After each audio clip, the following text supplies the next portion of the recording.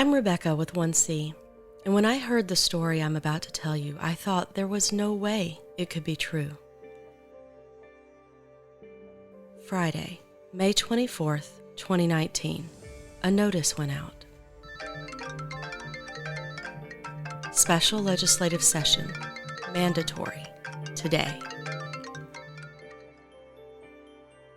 This was strange. The Michigan legislature rarely went into session on Fridays. What was going on? As the day wore into the night, a particular legislative goal, a goal that had been attempted by lawmakers twice before and voted down by Michigan citizens, came before the state Senate. And then, at around 2:30 in the morning, the State House of Representatives. With no testimony, no public scrutiny, and no time for real review by all of the voting legislators, Public Acts 21 and 22 passed. May 30th, 2019. Now the lawmakers had escaped for their annual retreat to Mackinac. This is an exclusive island in Michigan where no cars are allowed. The governor, with lawmakers from both sides of the aisle at her side, appeared on the steps of the Grand Hotel.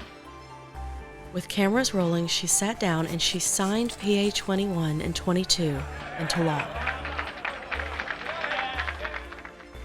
Now we come to this year, July 2nd, 2021. And two aspects of PA 21 and 22 crashed into effect, plunging thousands into utter chaos. See, before those acts, Michigan had auto no-fault coverage. It provided health care coverage for over 70,000 people injured in car crashes each year. Here's how it worked. If you were in a car crash in Michigan, your no-fault PIP auto insurance coverage kicked in. There was no need to sue anybody to get medical care. The services, accommodations, and therapies that your doctor prescribed, they were all covered by the no-fault PIP insurance program. Thank God. And if you were one of the 18,000 people who were catastrophically injured, and so you were in need of ongoing medical care to survive, your needs were covered for a lifetime. Nurses, doctors, physical therapists, medical equipment, home modifications, whatever you needed to survive, you got. Michigan was a place where no car crash survivor would die for lack of medical funds. None of them would be forced into medical bankruptcy. Until those two parts of the new law went into effect.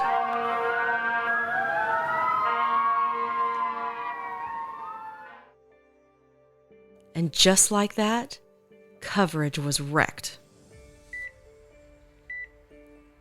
Suddenly, payments to healthcare providers were cut by a whopping 45%, and care was limited to 56 hours a week. And I know that sounds like a lot, but what that means is that the patients could only have family members provide their care for 8 hours in the day. Not that round-the-clock care that's so often needed for catastrophic car accident patients. I mean, their equipment, their care, all of it got cut by 45%. And so I thought, well, it must be that the fund you paid into when you got your insurance is running out of money, right? No, there's $23 billion in that fund. They paid into it. Every year, when they paid their insurance premiums, they paid into that fund.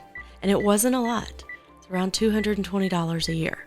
But with everybody paying into it, there was plenty of money to care for all of those 18,000 catastrophic car accident patients for years, even if no one else ever paid into the fund. Now here's what's happened. Since July, at least 41 medical providers have closed their doors. They can't afford to take care of patients when they're only being paid 55% of what is owed. It's not like they had profit margins that 45%. And the patients? Well, some of them have been left in nursing homes during a pandemic because they can't afford the cost of in-home care anymore. And those aren't really nursing homes that are set up for catastrophic car accident patients. Others have been left at emergency room doors by families who are just desperate to keep them alive.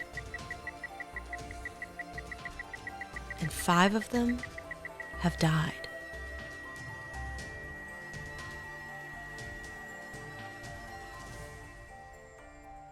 The people affected by PA 21 and 22, they've tried to meet with the legislators who caused this catastrophe. Senator Shirkey, the Speaker of the Senate, he said he wants to wait and see what happens before doing anything to fix this law that he and a handful of others championed through the legislature. Is he waiting for people to declare medical bankruptcy and be pushed onto Medicaid so that the taxpayers are left footing the bill? Well, if that happens, where does the $23 billion fund go? He's not saying. He's not meeting with anybody. He's just waiting. But healthcare workers are losing their jobs now. Healthcare companies are having to close now. Patients are losing their care now. They're dying now. So I decided to help them speak in the only language that elected officials hear outside of campaign donations. And that is the giant roar of public opinion. You can help just by following and rating and listening to this podcast.